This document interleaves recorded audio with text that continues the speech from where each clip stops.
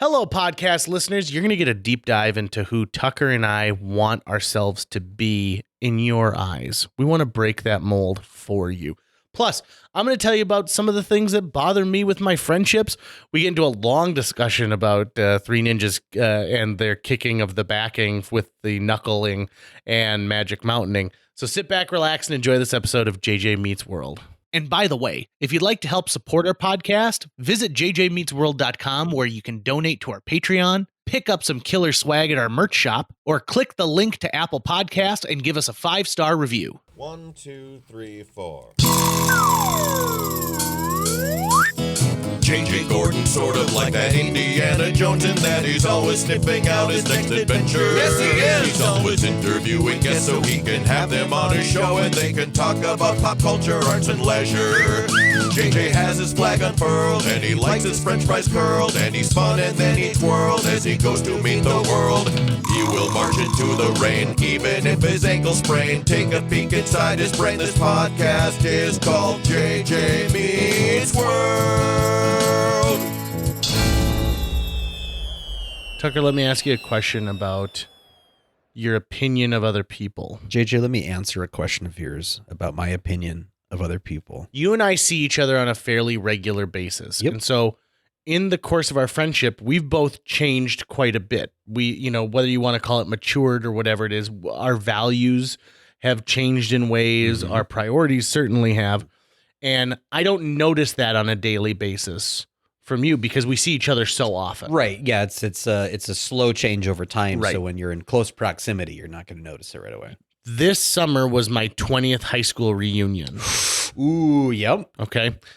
And here's the problem. There are plenty of people I knew in high school who I have not seen since then. And so to me, the die is cast, and that's the only thing I think of when I think of them. And it got me to kind of self-actualize.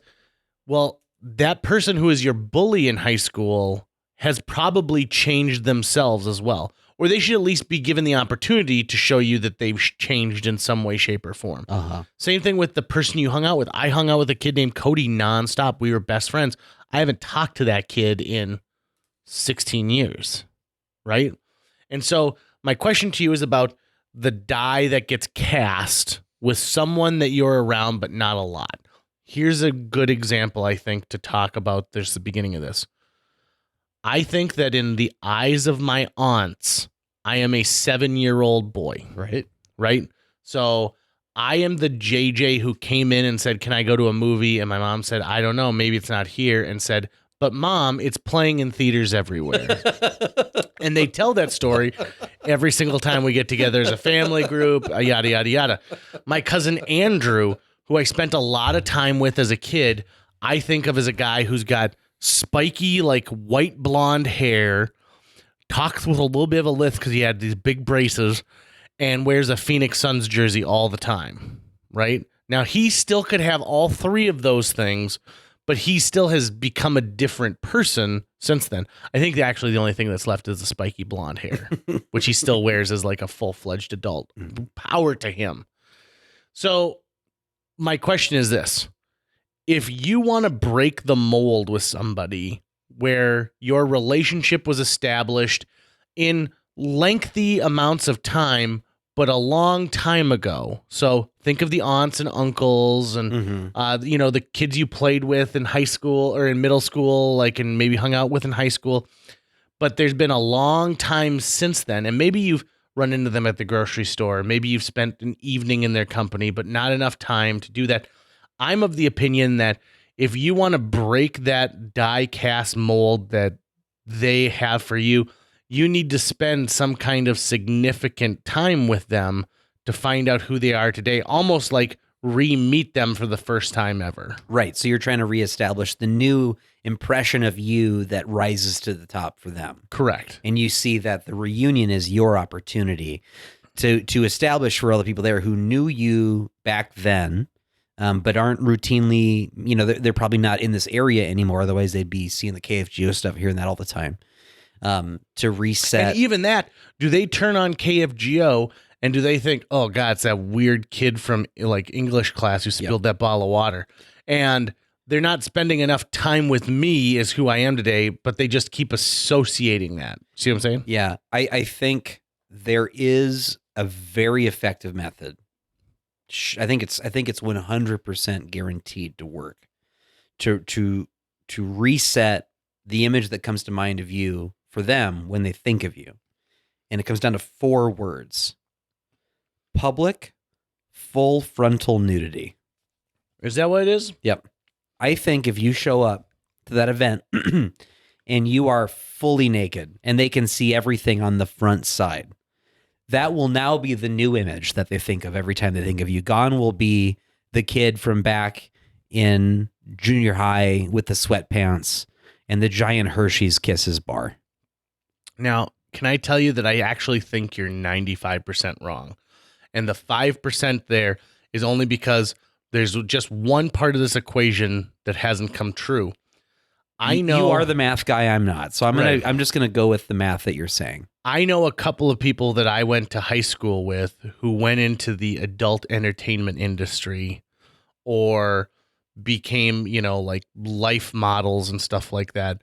So the full frontal nudity has been fulfilled, just not live. I didn't say do pornography. I said public full frontal nudity because that is the kind of shit that gets you on the news. Sure. Right? That's where people are like, oh, this is a bad thing that's happening right now. And you get, they'll talk about that. So you're shaming people who want to be nude in public. Not at all. I'm talking about the effect that you're looking for, which is I am uncomfortable with these strangers from my past, these friendly strangers from my past, thinking I'm still the old JJ from 20 years ago.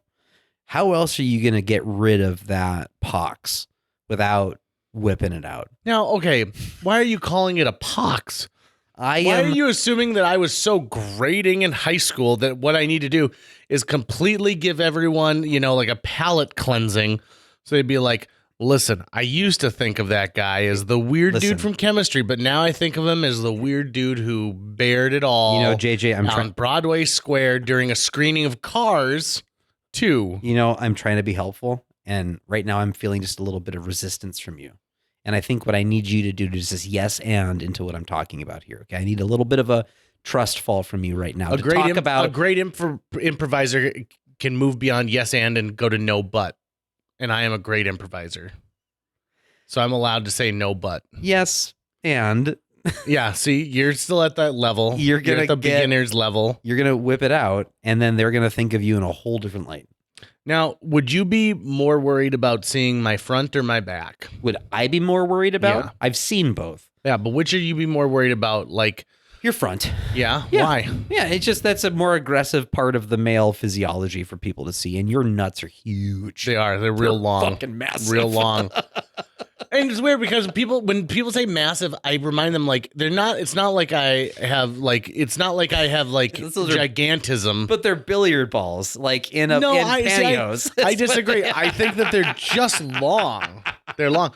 And actually, I won't tell you which previous guest. A couple of Honeycrisp apples dangling from a grocery bag. I won't tell you which previous guest, but just 2 weeks ago, I had a conversation with a previous guest who's been on JJ Meets World, who told me a story about being able to pull up on his nuts and get them up to his belly button. And that was his trick in college. And I said, I could definitely do that. And he goes, no, you couldn't. And I excused myself to the restroom at my place of business, locked the stall door, and was like, yep. And I came out, I'm like, easy, done. And I'm not going to even hint at who the guest was, but I was like, what do you think of that? And he goes, I think I respect you a little bit more now. Here's route number 2. Okay. Let's take this frankly foolproof plan about full frontal public male nudity and just put it off to the side. Do you think that there's an argument with the band when they sang the song Route 66? And he's like, I think it should be Route 66. And they're like, that doesn't sound good. No, I think Get they your were kicks. I think they were Route 66. I think they were in unified agreement. Think so? Yep. Okay. I think your hypothetical's false. You don't think they had to kick out Henry? Here's route number 2. Okay. Show up late, a solid 45 minutes to an hour late. To what, like a birth? No, to this your reunion, your 20th. Oh, okay. Your big old 2-0 when you and all the strangers from your past who, you are. Look at me now, Carolyn. Yeah, right? You need to make them think that you're even more of a success than you already are.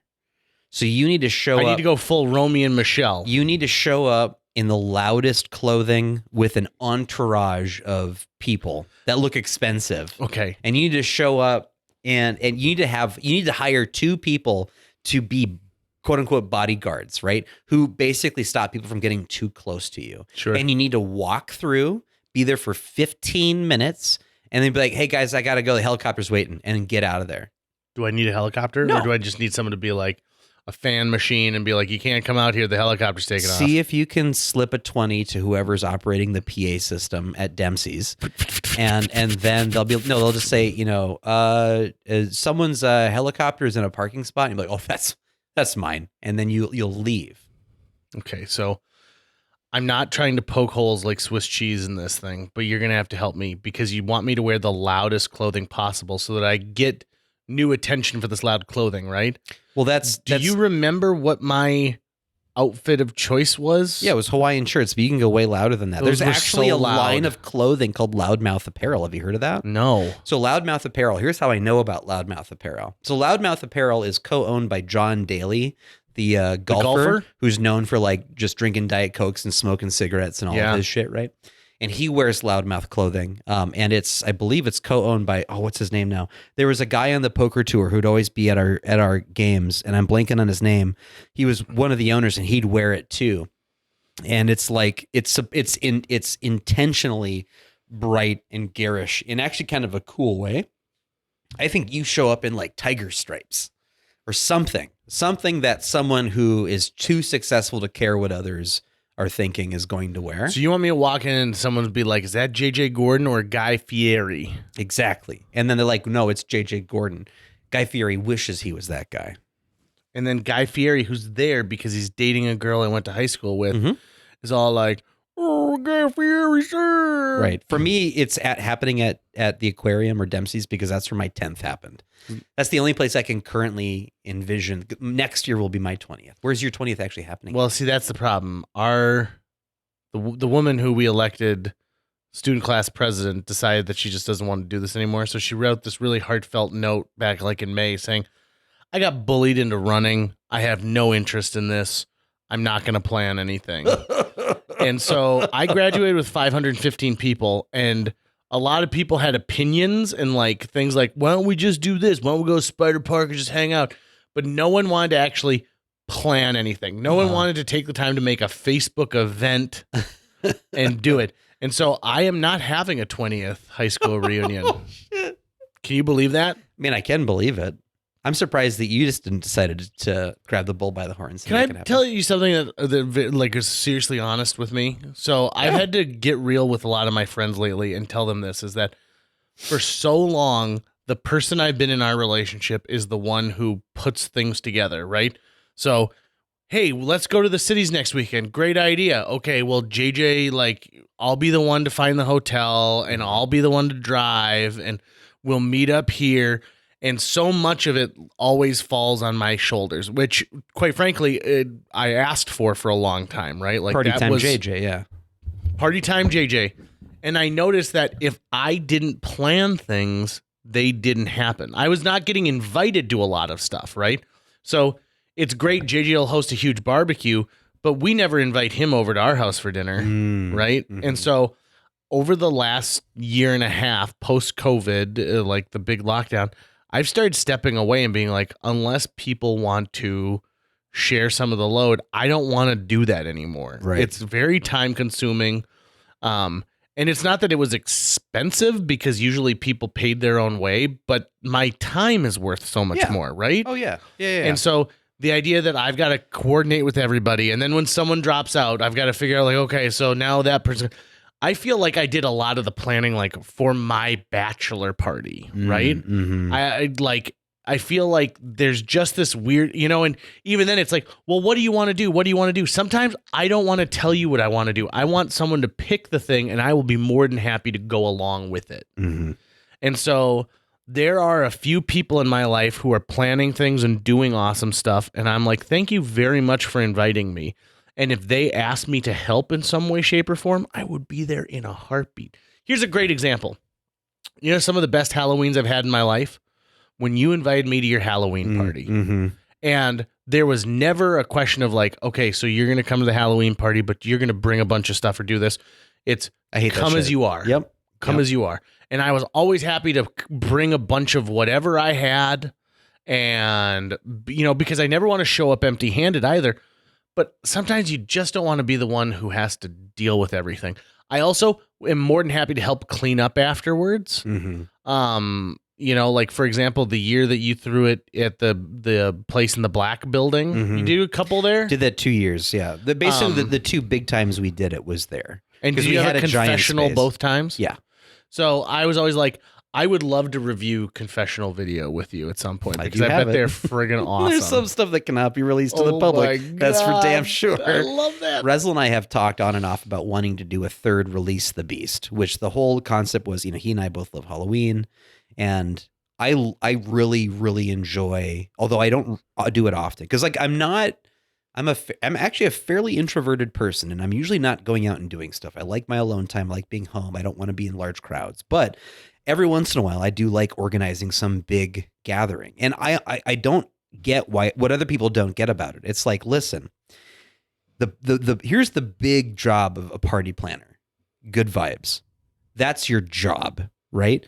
Yes, there are going to be, you want all sorts of things there that people are going to enjoy. And sure, if you can't spend the money on it, BYOB, absolutely. You know, people can bring something there, but you have to generate an environment that's a good vibes environment, including, was it easy to get there? You know, did I have to do anything special that I didn't want to do?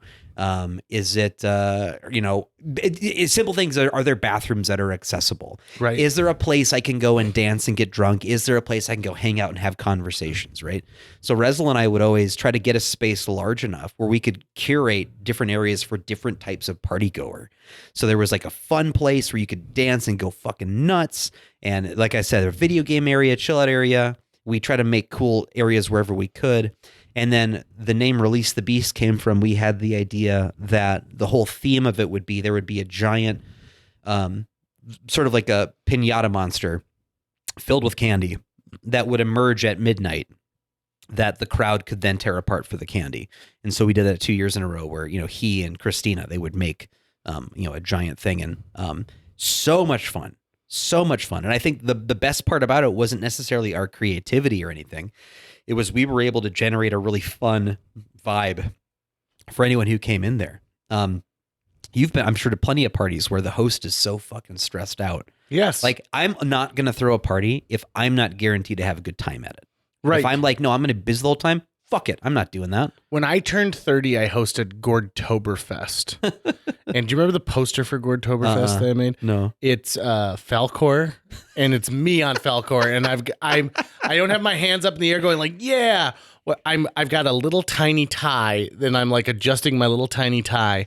And I loved Gordtoberfest because the initial concept was, I want to put a turkey on the grill, and I want to like have cocktail buns and a bowl of chips so people can make turkey sandwiches. Nice. I'll have some hay bales out, and we'll just hang out. Like, my birthday's mid-October, so it's a perfect time to, like, you know, it might be warm enough that you wear shorts, but you also might have a hoodie on, and no matter what, it'll just be simple and easy, and we'll love that.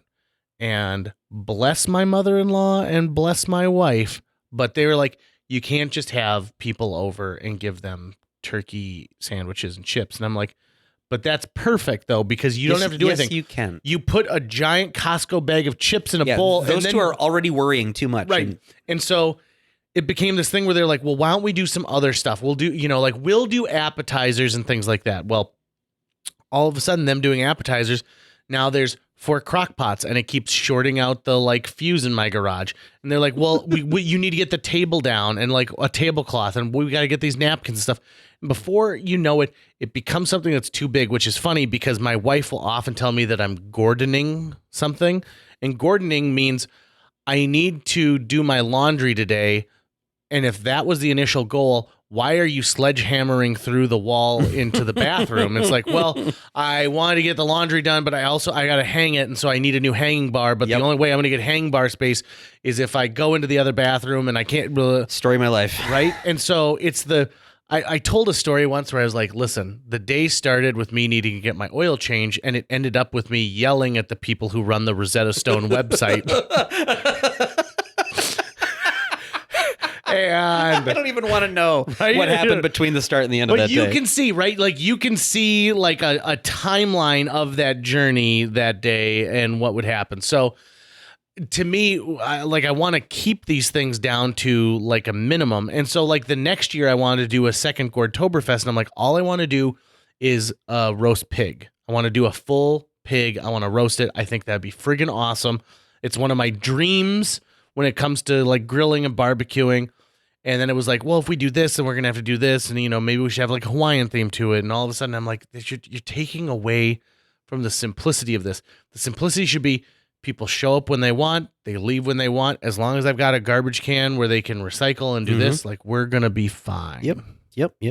I think you set the stage and then you get out of the way. Yeah. Set the stage, let the people are showing up to have a good time. Right. And if you give them the space to do that, they'll make it happen. Yeah. The whole point is to enjoy each other's company in some relaxed way that isn't so guided by, well, we're all doing this now, we're all doing that now. Like I remember one time, but part of my personality is that I need to have plans, but I hate having plans. I hate having plans. Because then that's what I'm thinking about versus being present. I want to be present and not have plans and just kind of go with the flow as it is. That's where I get really comfortable. Some members of my family are not like that at all. So like when I'm going to come visit, they're like, well, okay, how are we going to structure our time? And it's like, we're not going to structure our time. I don't want to. I'm not going to. I'm going to wake up at some point in the day, and then we'll have a day, and at some point I'll go to sleep. Like that's about as much planning as I really want to do for something like that. And when it comes to things like a Halloween party, it's like I'll do the planning to get us there, but then when we're there, just let it happen. Just let things go. Where was I was going somewhere with that, and I totally lost my train of thought. Were you thinking about a particular event? I'm trying to think if I was. I've had it happen in the past where, for me, it's more like you just gotta just be present for whatever's happening and just let it continue that way. So this will be a compliment to a frequent guest of ours, Phil Goodell. So Phil Goodell throws a birthday party for himself every year. It's usually around Memorial Day-ish. And what's genius is when someone says, hey, is there something I can do or help? Phil says yes. Because we so much want to be like, no, we're good, we're fine. Even though like, why are we turning away that help to be like, yeah, could you show up 45 minutes before the start of this thing and help me get some lawn chairs and tables set up? It'd be nice to get another set of hands. So every year for like the past 8 years, I've been the master griller, out of Phil's birthday. And it's the point of where Phil picks up the meat. I make up the burgers. I grill what he's got there if they want. And like, once I'm done grilling, if they want more, like if there's more food needed, someone else fires up the grill, or Phil will fire up the grill and throw some more hot dogs on there or warm everything up. And to me, that's something I wish I could be better about when I throw events, is accepting help from other people.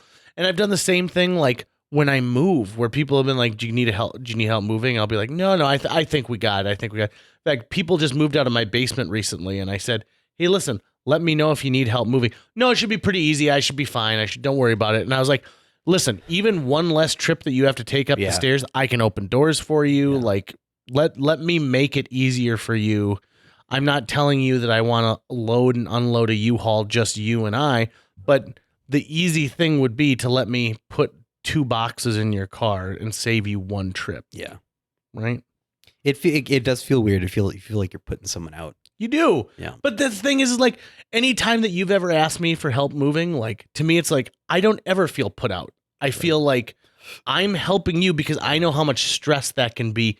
And because I love you, I don't want you to go through that stress. Right. And so we got to be better, right? We got to be better. We got to break that mold. Right. And be better about accepting help and asking for help. You know what? I want to throw a party now, but I want to throw it like on a holiday that you wouldn't normally throw a party. When would we throw a giant party for a holiday that no one would be expecting? It'd have to be away from, I think, the big 3.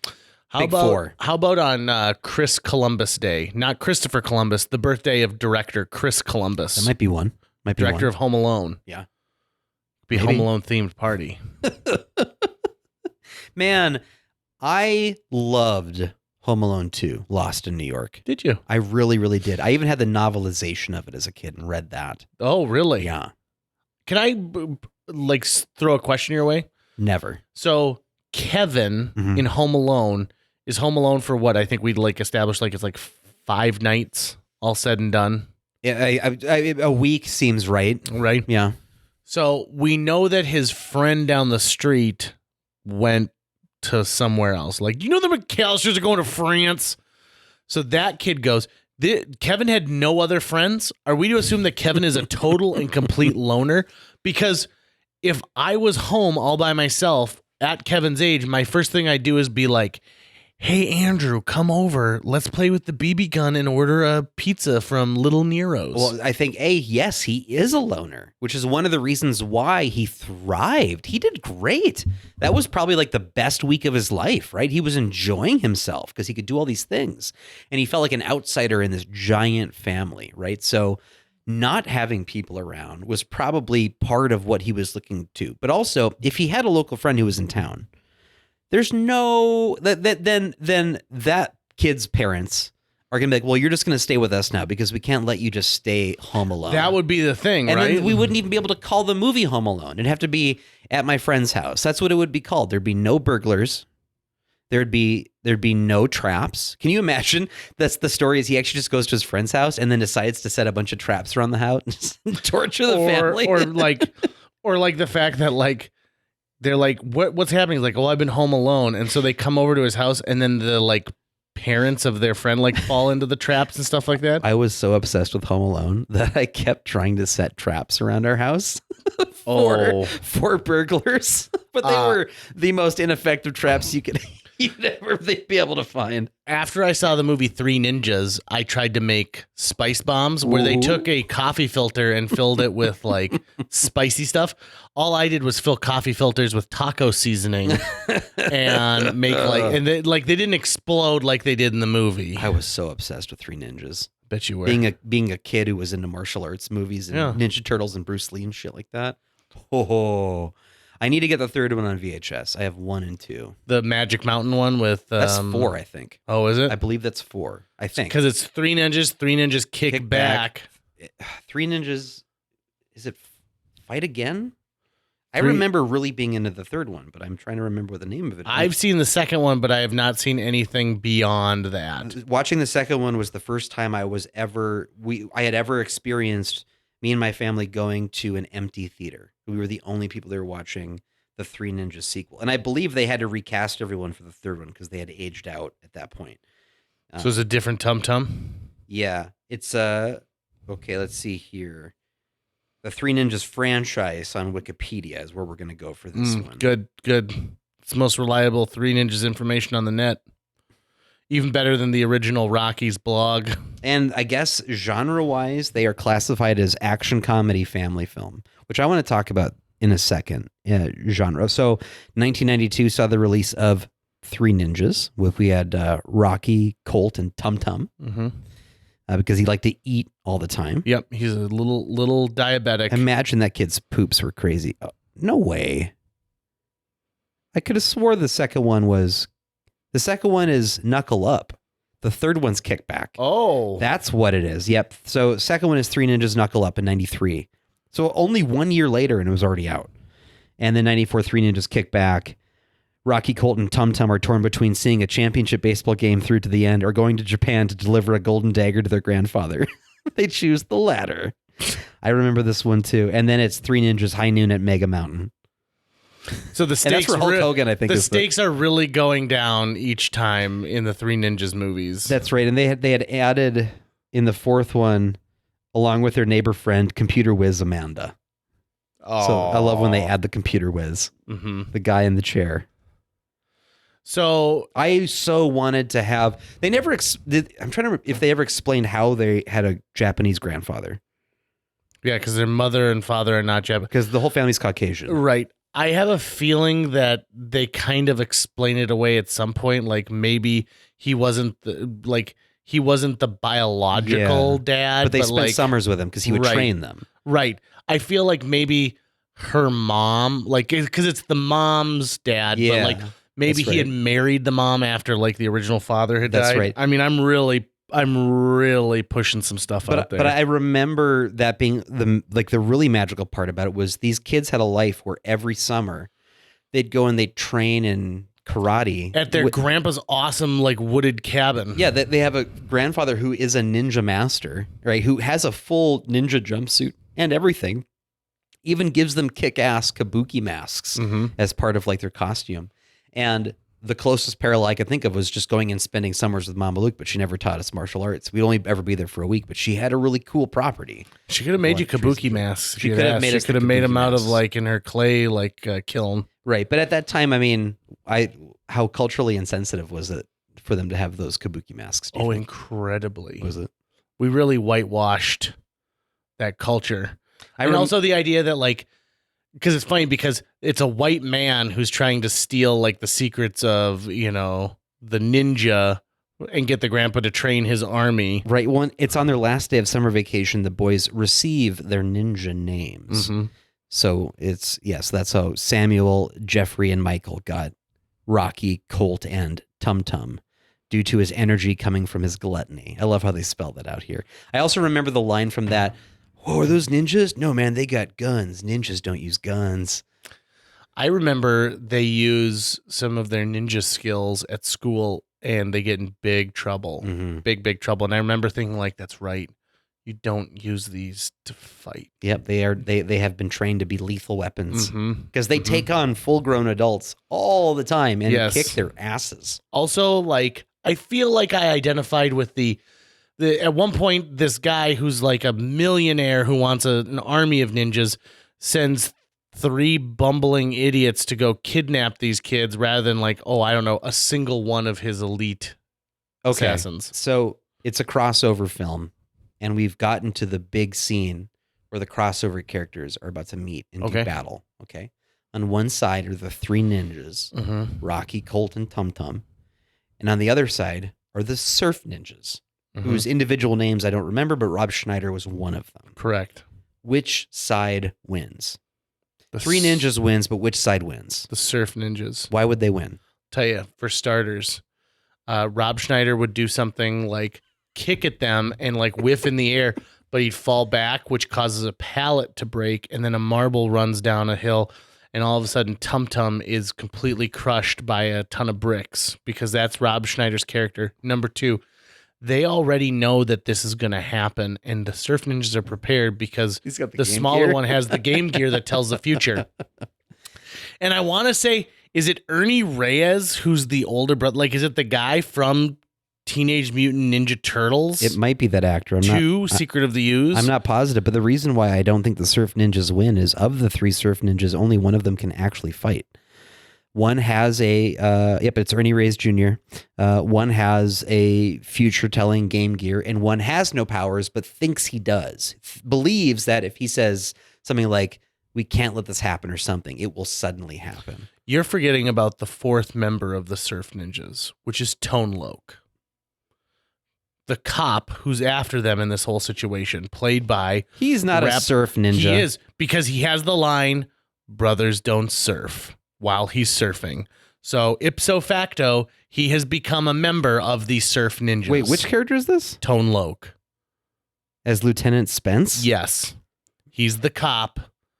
And he's the one who, like, for example, in Fern Gully... So he becomes a surf ninja. He is a surf ninja. At the end. Yes.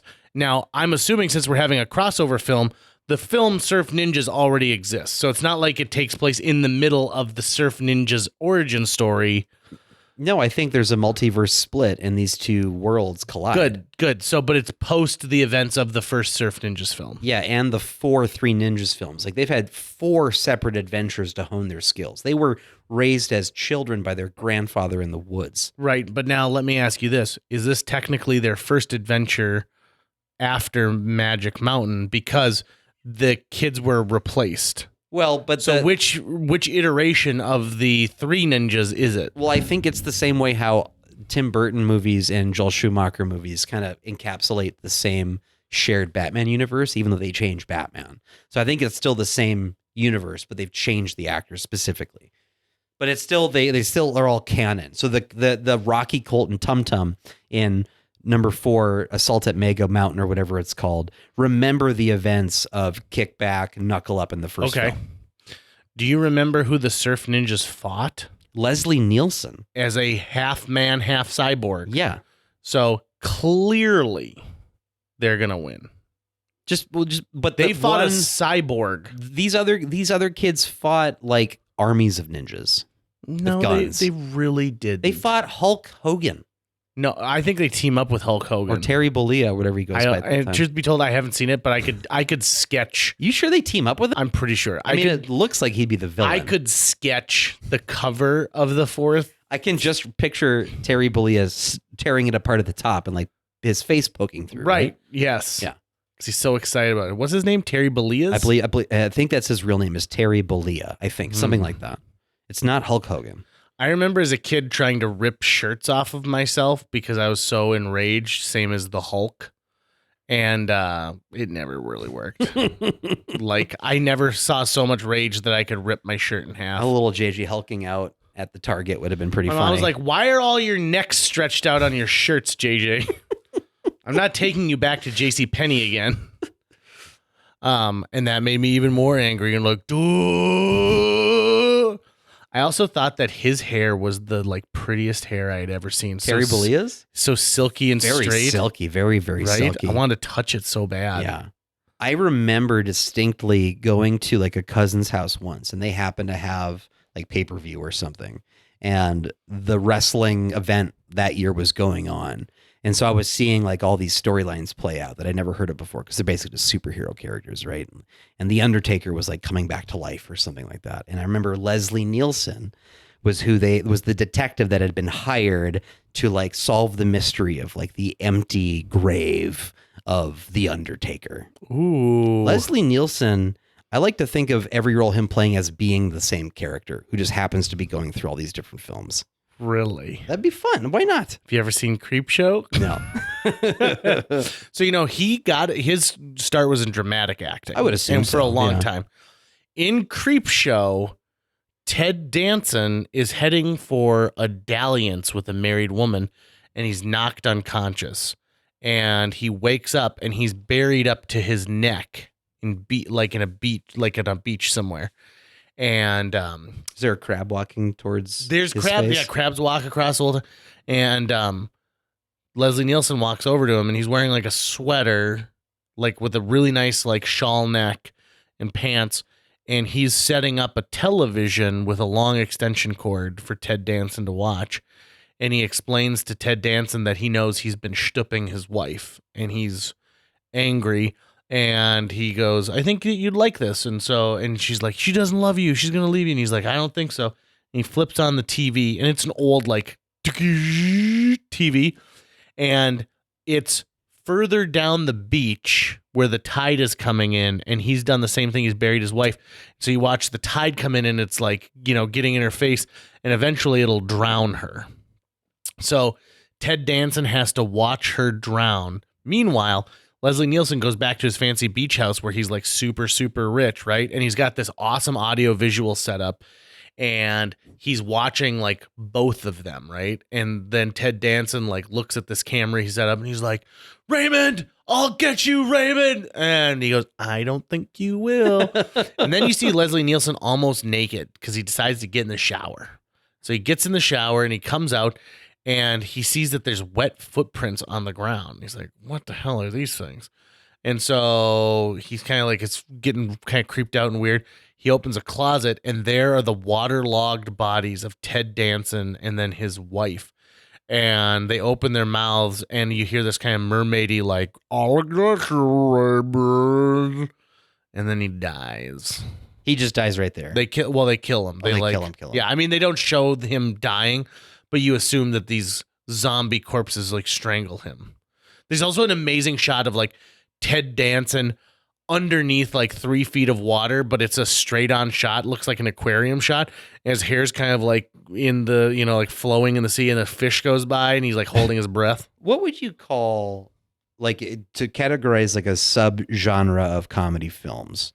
where it's that Zucker Brothers style Airplane, Naked Gun, where it's absurdity, right? It's absurd physical gags that, I mean, I don't know if it wouldn't be screwball comedy, because that's actually a totally different type of thing. And it wouldn't be slapstick. It wouldn't be because slapstick is either. very like the physical comedy is the thing. It's not necessarily like Some of my absolute favorite movies fall into. I mean, to me, I just sort of refer to it as Zucker Brothers because I think of Airplane.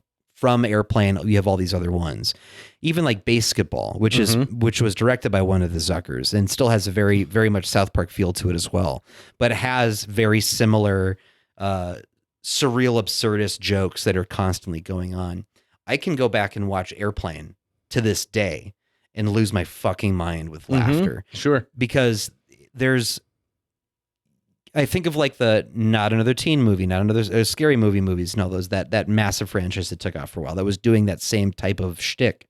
But they got so difficult to really get into because the pacing of how they do it is every second was some weird gag that wasn't funny at all. Joke. Versus Airplane, you're getting a steady stream of jokes, but they're coming in at about one every 1 to 2 minutes, right there. And some of them are subtler than other ones. What Airplane is a constant setup and payoff. That's all it is. And it's setup and payoff. It's setup and payoff. So you've got the two black guys, right, who are like, and then they start, speaking in that dialect.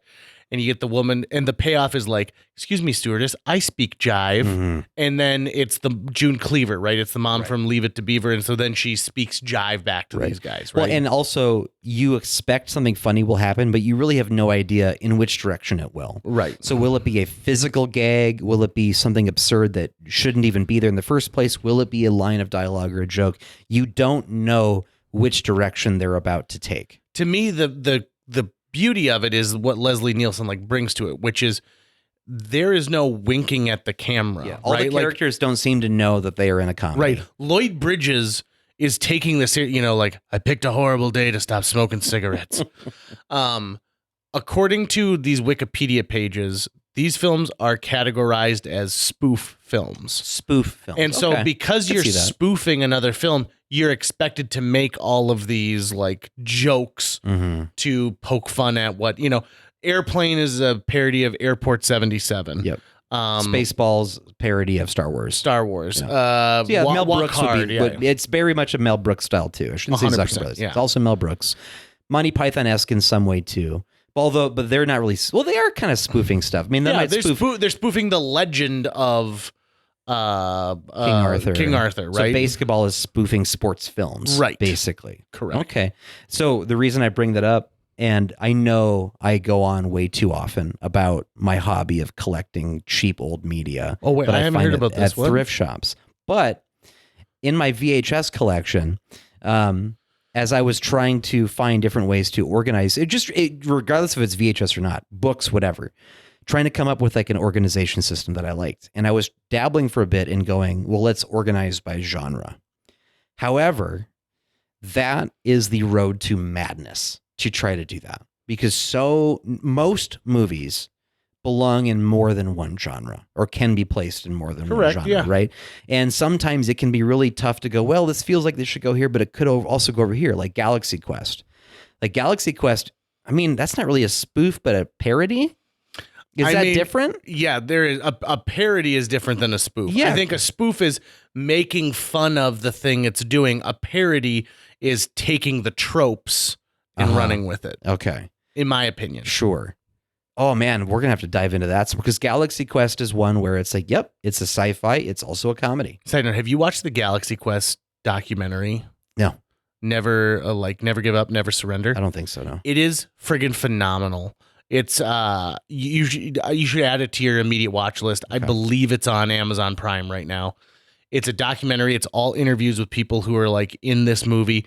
And they talk about how the original title was called Captain Sunshine. And the idea was it's a guy who is on a sci-fi show who gets brought onto the real version. Drastically different than what we got here because it was supposed to be a little more depressing and sci-fi heavy. I think that, have you ever heard J.J. Abrams quote where they say, like, what's your favorite Star Trek film? And he says, Galaxy Quest. So, which to me is like, oh, well, you were the right guy then to like start the Calvin universe for what they were doing.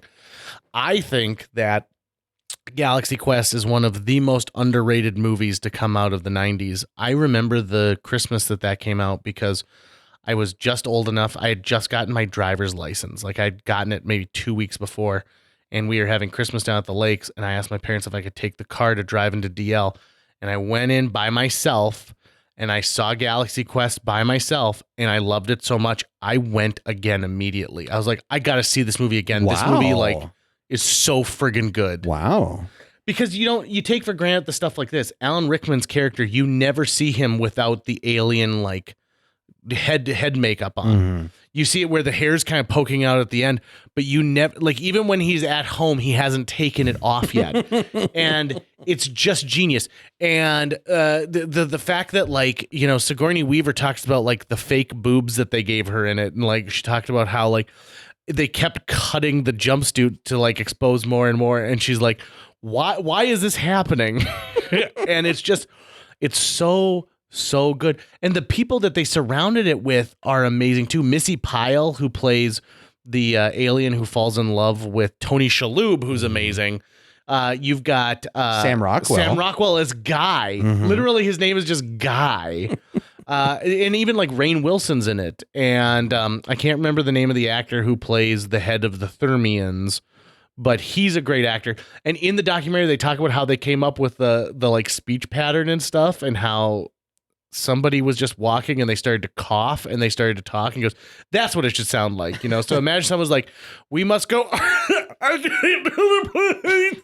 They're like, that's it. We must go and get to the plane.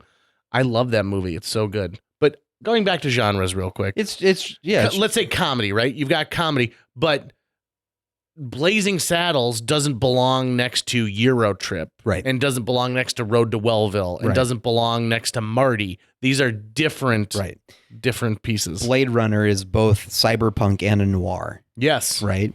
And so just trying to group them like that is just nearly impossible. You basically have to do alphabetical. And it kind of pissed me off because I put a couple hours into it. Like, oh, I think this is going to work out. And then it just totally didn't work out. By the time we finished at Take Two, like by the time I was leaving there, we got to the point of where it's a new release or it's, catalog. And the catalog was Dirty Dancing was right next to Drop Dead Fred. Like it didn't matter what category it was in. You were just going to find it by, alphabet title. Yeah. Yeah. Remember when we played movie volleyball? Like, and we played it with like actors and actresses and like, that. Yeah. I did that recently again with a group of friends, and we got into a huge fight at the end of one of these based off of do TV movies count as movies? They're like, they are movies, but they were made for television. Mm-hmm. And it came down to Ted Danson of all people for the travels of Gulliver's Travels. Oh, okay. Oh, got it. And I was like, that was a TV movie. And they're like, it's got movie in the word. And I'm like, Saving Private TV Ryan first. He wasn't Saving Private Ryan. Just pick that. It's a Creep Show. Yeah, there you go. Yeah. Was Creep Show made for the theater? It was a theater, yeah. Made theatrically released, yeah. Okay. Creep Show is an anthology movie done kind of the same way that Tales from the Crypt was, where it's four separate stories. And so they're 4 little like mini movies that take place in the span of the whole film. And it's kind of bookended by this kid who's reading like a horror comic, and his dad comes in and catches him, and his dad like gives him like a slap across the butt and then throws the thing in the garbage, and the creep comes to life and then is going to get revenge on the dad, and the kid's so excited about it. And I'm like, dude, you're going to be an orphan. That's not going to be fun for you. Where are you going to get the money for all these comic books? Right, exactly.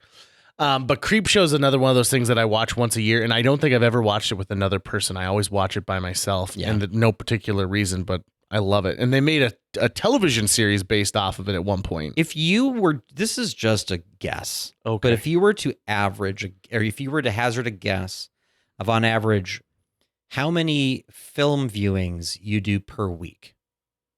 How many times per week do you sit down? either in a movie theater, at home, whatever, and watch a movie front to back?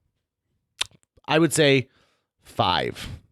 Really, 5 times a week you do Yeah. it. And you've been doing, and I'm like, for a long time. That's Yeah. been kind of your consistent. Yeah. That is amazing to me. Yeah. I mean, there's so much that I haven't seen and I can't see. And you know what else is the problem is we are now getting television shows that are theatrical quality. I'm watching a show right now called The Resort on Peacock, which is one of the wildest shows I've watched in a long time. And the premise is pretty simple. A couple in 2022 are celebrating their 10-year wedding anniversary, and they go to Mexico. And you can tell that there's trouble in paradise for these two, and their marriage is maybe not 100%, and they're keeping some secrets. And so they go and they're riding ATVs, and the wife crashes her ATV and falls down into like this kind of like hill in the jungle. Like they're riding the ATVs through the jungle, and she finds an old cell phone. And so she takes the old cell phone, doesn't tell her husband about it, sneaks out of the hotel, goes into this little city, buys a cell phone. He goes, well, we haven't had a cell phone like this in like 10 years, but here you go. And she puts the SIM card in, and there are photos and text messages, and she figures out whose phone it is based off of like the numbers that are saved in there. And it's a kid who went missing on December 26th, 2007 from a neighboring resort. And so then it cuts to his story and what's going on. So it takes place in 2007 and 2022. And at first you think it's just like a mystery of like, you know, this kid gets caught up in something he shouldn't have. And then it takes a turn. Holy crap, does it take a turn? And it's good, but it's episodic. And I'm into it causes the problem, right? So if I'm going to watch, what did I want to watch recently? I wanted to have a second viewing of Palm Springs. Did you ever watch Palm Springs? Palm Springs. So I don't like Andy Samberg, but I like everything Andy Samberg's in. So maybe I like Andy Samberg, but I don't want to say I like him. He was in a movie called Palm Springs that is kind of Groundhog Day. I don't know what genre you'd call that, but it's Groundhog Day in its nature, in that he relives the same day over and over. And the same day he lives is he wakes up the morning of the wedding of his like wife's best friend. So they are at a small resort in Palm Springs, and every morning starts out the exact same. And at one point, this woman who he's with gets sucked into it. And so then they start living the same day over and over and over again. And it's this interesting like vibe. And he figures like he's lived the same day like 7,000 times at this point. Jeez. Like over and over and over again. It's friggin' phenomenal. Like it took me completely by surprise at how good he is. Andy Samberg. J.K. Simmons has a great role in it that is friggin' awesome as well. So good, J.K. Simmons.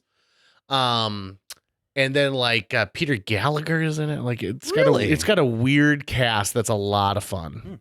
You know what movie is not fun? The Matthew Broderick Inspector Gadget. That's going to wrap it up for today's show. If you enjoyed this episode and would like to help us continue to produce new episodes each week, visit jjmeetsworld.com, where you can donate to our Patreon, pick up some swag at the merch shop, or follow our link to Apple Podcasts and leave us a 5-star review.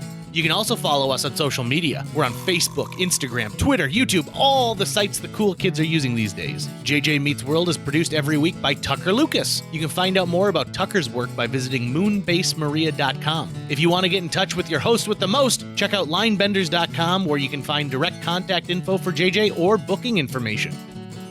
My idea for a 5th Three Ninjas movie is that they all are given too much insulin, and they've got to just sit back.